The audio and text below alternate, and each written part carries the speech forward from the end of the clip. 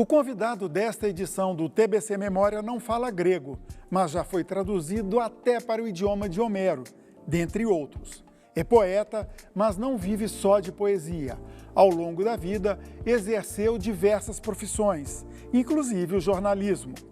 Ele detesta o computador, prefere a velha máquina de escrever. Publicou seu primeiro livro aos 16 anos. De lá para cá, são mais de 60 obras. O nosso convidado é Gabriel Nascente, que vai contar um pouco do que viveu desde esta época.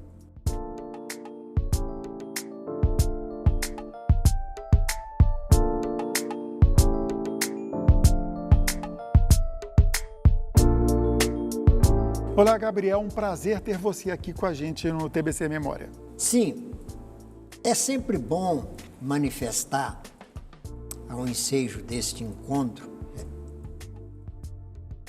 um sentimento de alegria jactanciosa, digamos assim, porque a cultura e principalmente a poesia, depois do boom infernético, vamos dizer assim, depois do aparecimento extraordinário, fulminante, fatal e estrondoso da civilização infernética, internet, os apreciadores de arte andam um tiquinho tímido, sumido, principalmente leitores de poesia. Gabriel, você já começou provocando, o que eu gostei. Você falou infernética, já mexeu totalmente no meu roteiro aqui, e eu acho bom isso. Claro. Você não gosta de computador, é verdade? Na verdade, você escreve à mão? Na verdade, eu não sei compreender por que esse fascinante instrumento da comunicação moderna, tecnológica, não trouxe em si poder de sedução com relação à minha poesia, ao meu trabalho, e não moveu nem um pequeno sentimento para que eu pudesse, um sentimento adversário, vamos dizer, hostil, que provocasse em mim um afastamento da minha artesania. E eu até dentro da poesia costumo dizer que eu sou manual em tudo, Lisita, até no jeito de amar. A inspiração não alterou nada, você quer dizer? Não, esse jorro é linear. Ele me persegue fatal. E de tal forma, tão exuberante, que às vezes me dá angústia e me prejudica. Então, é uma evasão quase que psicologicamente hemorrágica. Para você ter uma ideia, Lisita, eu devo ter escrito mais de 10 mil páginas de poesia ao longo de um percurso de 56 anos de vida ininterruptamente dedicada ao labor poético.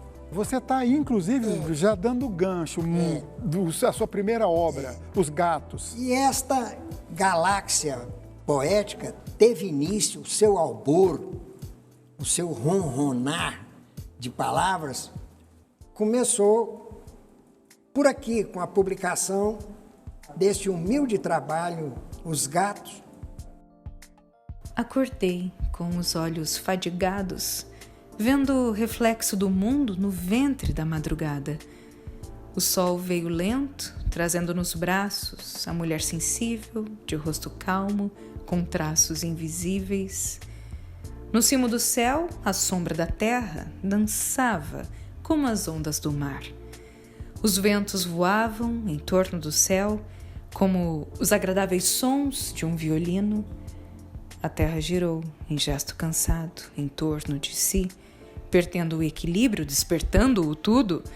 Olhando no espelho, vi que meus olhos não eram mais os de ontem. Vi que minha fisionomia não era mais a de sempre. Coincidentemente, publicado nas oficinas gráficas do CERN, aqui da TV Brasil Central, antigamente era a Rádio Brasil Central.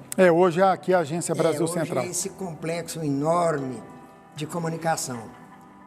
E de lá para cá, eu publiquei em média 1, 2 livros ano. E o seu forte é a poesia? O meu forte é a poesia. Mas você escreve romance, crônica? Agora, me aventurei pela prosa a partir do exercício jornalístico, porque ao longo da minha vida de quase 40 anos de labuta com a imprensa, também em caráter artesanal, porque nos meus tempos a gente buscava a notícia manualmente. Era o tempo do clichê, a era do clichê. E fazer jornalismo naquela época era um exercício profissional romântico. Isso nos anos 60, 70? Isso dos anos... Aliás, o apogeu disso arrastou-se pela década de 70, 80, culminando-se no final dos anos 90, com a aparição da tecnologia. E qual jornal você trabalhou? Aqui você trabalhou no DN, né? Eu iniciei minha carreira, os meus primeiros passos de aprendiz, de foca, de redação de jornal, foi no antigo e heróico 5 de março. Do Batista Custódio. Batista Custódio. E Batista Custódio foi, na minha formação de jornal, uma espécie de paisaço.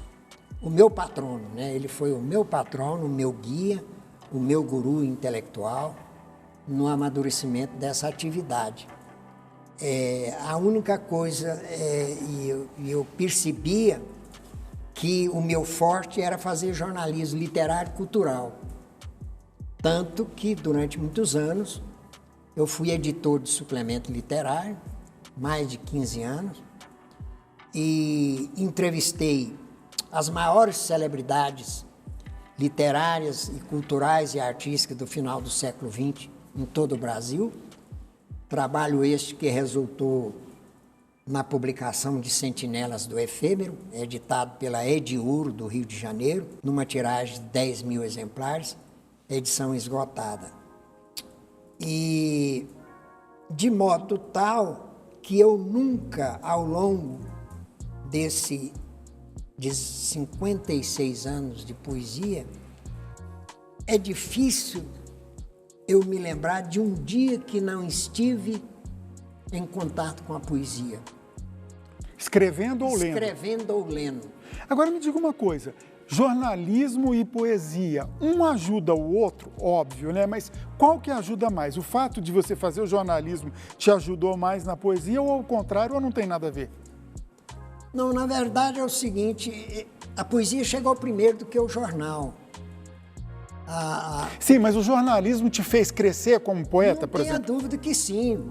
Não tem, o exercício da profissão jornalística me trouxe uma visão de mundo mais humanística, ampliando o meu pequeno acervo cognitivo de conhecimentos, né? Na época que você trabalhou na Folha de São Paulo, você entrevistou um tal de Jorge Amado, um tal de Ferreira Goulart, um tal de Pedro Nava, uma gente assim. Na verdade, a minha passagem pela Folha de São Paulo, na Barão de Limeira, ocorreu durante o início dos anos 70, que eu morava em São Paulo. Eu já estava radicado em São Paulo, desempregado, e eu fazia freelance, pequenas palestras em cursinhos pré-universitários, naquela época de admissão universitária. E um grande amigo nosso lá nos levou à redação do jornal A Folha de São Paulo. E lá eu conheci o chefe, redator-chefe, era o Truvão. Então, ele me indicava, determinava para... Era meninão de 20 anos, para a pauta, começou me indicando com pauta de reportagem policial, na qual eu fui uma vez, tive um medo enorme, abandonei a profissão, fui beber cerveja. Falei, essa não é meu caminho. Depois eu voltei e a minha passagem na Folha foi muito meteórica. E você esteve em São Paulo também, trabalhou na Editora Martins, uma editora consagrada, né? Não tenha dúvida. Durante a minha permanência lá, miraculosamente, eu fiquei conhecendo Menotti del Picchia, na época, né, um dos últimos Don Quixote vivo. Remanescente do modernismo, exatamente, né? Da Semana de Arte Moderna de 22, que abriu o coração, abriu as portas, tornamos amigos, Ele prefaciou meu livro, o livro Colméia Anônimos. Além de tudo isso, me conseguiu um emprego na própria editora Livraria Martins, a qual eu cheguei até a revisor de textos, como, por exemplo, de Mar de Andrade, a Luísa Azevedo, o próprio Menotti Del Picchia, durante essa temporada da minha passagem pela Martins. 56 anos de carreira, você passou pela época da ditadura. Sim. E foi vítima da repressão também, né? Como é que foi isso? Na verdade, a minha travessia do Mar del Plata em direção a Buenos Aires foi um... Você esteve exilado lá? Um alto exílio, né? Foi uma travessia orientada por um jornalista da Folha, quando era presidente da República, estava no auge o grito do Médici, né? O Brasil, homens do meu tempo, eu tenho pressa, blá, blá, blá. Então eu Você falou grito do Médici, né? Ah, tá, do ditador da época, né? Ou seja, começo dos anos de 1970. Eu fui orientado por um jornalista da Folha de São Paulo, lá na redação, uma vez que numa daquelas madrugadas que a gente já trabalhava, nós fomos abordados por um polícia federal com uma metralhadora na mão, e ele foi o meu interlocutor, dizendo que eu era um menino de passagem, romântico, poeta, não tinha nada a ver com o lobisomem da ditadura e tal, e que eu já estava indo embora para Buenos Aires, inventou aquela história toda, e no final a história virou verdade. Acabou que eu fui para Buenos Aires. Quando eu cheguei em Buenos Aires, eu encontrei uma capital pior do que o Brasil, porque estava pior do que aqui no Brasil. A ditadura lá, vamos dizer assim... Era mais feroz. É da linha dura do peronismo. Uhum. E lá era diferente daqui no quesito o terrorismo. O terrorismo de direita era assim, deles andarem na rua com metralhadora. Ostensivamente. Ostensivamente. Gabriel, para encerrar, uma coisa curiosa que, pensando, vou falar com um poeta, uma história diferente. Quando teve aqui o Kurt Feitenberg, falando da obra do pai dele, o Alois Feitenberg, ele contou para mim que a primeira moto dele, o Kurt foi campeão brasileiro de motociclismo, né? Um goiano que levou o nome de Goiás no motociclismo, e ele contou que a primeira moto dele, você vendeu para ele, foi uma cinquentinha. Conta essa história. Uma motozinha Yamaha. Aliás, foi o único objeto, instrumento, veículo que eu comprei na minha vida a prestação. Era uma Yamahazinha muito bonita, tanque de gasolina vermelho e 50 cilindrada. Eu coloquei o apelido nela de Godot. Por quê? Eu era muito leitor de Samuel Beckett na época. É o irlandês, né? E ele tinha uma peça de teatro, né? Deixou Esperando o Godot. Esperando Godot. E eu me inspirei na peça dele e coloquei, mas... E essa moto testemunhou muita coisa? Eu e o poeta Brasil Góes rasgávamos Gerais à procura de namoradas no interior de Goiás. Então, era uma coisa romântica, a gente fazia essas peripécias movido a dreia, conhaque e cerveja. Na época o trânsito ainda permitia, eu não me lembro como, mas eu vendia essa moto para o filho Pro Kurt. Do Kurt, que era o fotógrafo, né?